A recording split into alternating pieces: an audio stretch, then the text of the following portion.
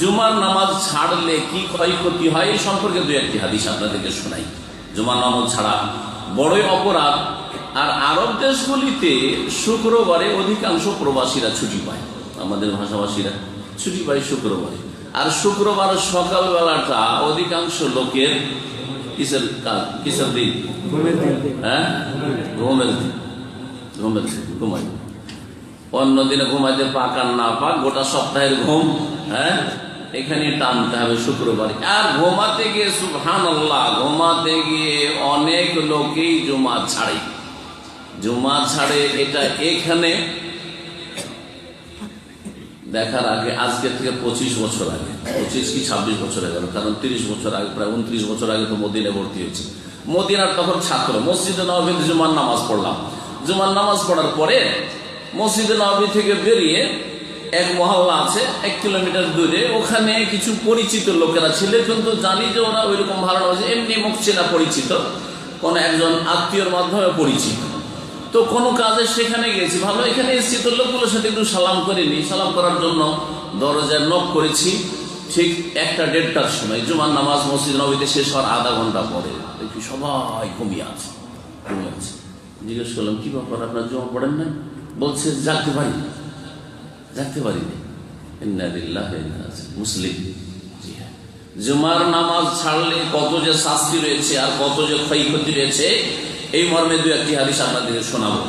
এটি হচ্ছে মুসলিমদের রোগ। যারা বেনামাজি 5 ওয়াক্ত নামাজ ছাড়তে পারে, তারা জুমার নামাজও ছাড়তে পারে। যদিও এক শ্রেণীর লোকেরা 5 ওয়াক্ত নামাজ পড়ুক আর না পড়ুক জুমা পড়ে, তারা হয় দেখাদেখি পড়ে, আর না তো তাদের ভুল একটা ধারণা আছে, মনে হয় জুমা পড়েই নাজাত পাবো। আর না হলে মনে করে যে খ্রিস্টানরা সপ্তাহে একদিন রবিবারে যায়, ইহুদিরা শনিবারে যায়, আর হিন্দুরা 12 মাসে 13 পূজা করে, তো আমরাও তো সপ্তাহে একটা দিন যাই, শনি রবি ওরা গেল, আমরা শুক্রবার গেলাম। তো যে কোনো ধারণাই হোক না কেন, এক শ্রেণীর লোকেরা নামাজ না পড়লেও আমাদের ভাষাভাষীরা জুমাটা ঠিক রাখে। নামাজও পড়লাম না, জুমাটাও ছাড়বো না, ছাড়বো না। কিন্তু অনেকে আছে জুমা ছাড়ে। জুমা পড়ে নাজাত পাওয়া যাবে না। জুমা পড়ে, শুধু জুমা পড়ে নাজাত পাওয়া যাবে না। 5 ওয়াক্ত নামাজের সাথে যদি কেউ জুমা পড়ে, তাহলেই জাহান্নাম থেকে নাজাত পাবে।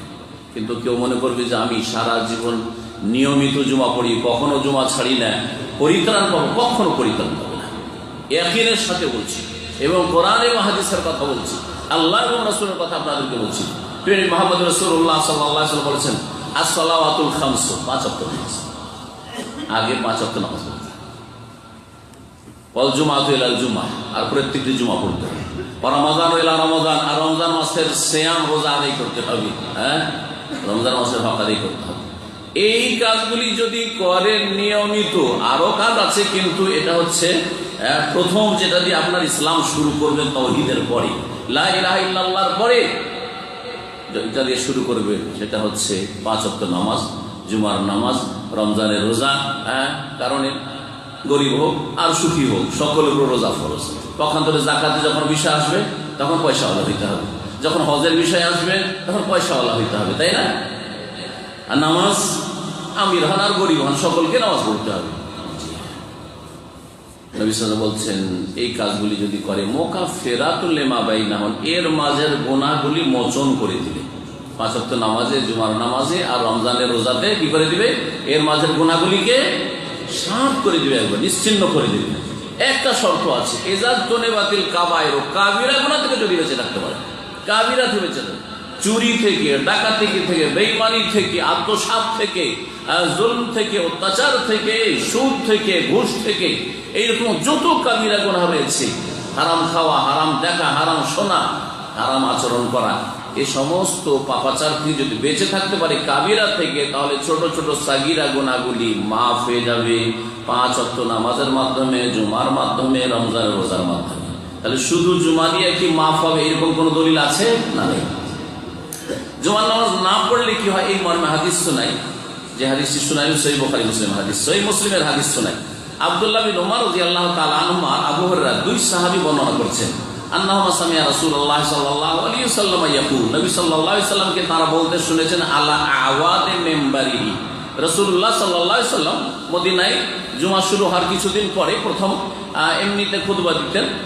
তার আপনার ওই একটা খেজুরের কাণ্ড ছিল, দাঁড় করা ছিল, সেটাতে ভর দিয়ে বা হাত দিয়ে নিচে দাঁড়িয়ে, তারপরে লকড়ি দিয়ে তক্তা দিয়ে তার জন্য মেম্বার তৈরি করা হইল। মেম্বারের উপরে দাঁড়িয়ে রাসূলুল্লাহ সাল্লাল্লাহু আলাইহি সাল্লাম জুমার খুতবায় বলেছিলেন একবার, লা ইয়ানতাহিয়ান্না আকওয়ামুন আন ওয়াদইহিমুল জুমআহ, অবশ্যই অবশ্যই যেন এক শ্রেণীর লোকেরা যারা জুমা সম্পর্কে অবহেলা করে, গাফিলতি করে, তারা যেন সাবধান হয়ে যায়, সতর্ক হয়ে যায় জুমা ছাড়া হতে। আন ওয়াদইহিমুল জুমআতি আও লা ইয়াখতিমান্নাল্লাহু আলা কুলুবিহিম, আর না হলে আল্লাহ তাদের দিলে অন্তরে মোহর মেরে দেবেন। মোহর মেরে দেওয়া হবে, শিল মোহর যখন মেরে দেওয়া হয় তারপরে সেটা খোলাও অত সহজ না, আর তাতে কিছু ঢুকানো অত সহজ না, আর কিছু ঢুকানো যাবে না, খুলতে হবে চেষ্টা করে, তার জন্য যতটুকু লাগে সেটা করে। কিন্তু আপনি শিল মোহর মারার পরে কিছু ঢুকাবেন, আর ঢুকানো চলবে না। সুতরাং যখন মোহর মেরে দেওয়া হবে তখন আর কোনো ভালো কথা ইসলামের ওই জুমা ছাড়া ব্যক্তির অন্তরে ঢুকবে না। সুতরাং এইরকম লোকের নসিব আর ভালো হবে না, কোনোদিন হেদায়েত পাবে না, ওই মুনাফিক হয়ে, কপট হয়ে বা কুফরের অবস্থায় মারা যাবে।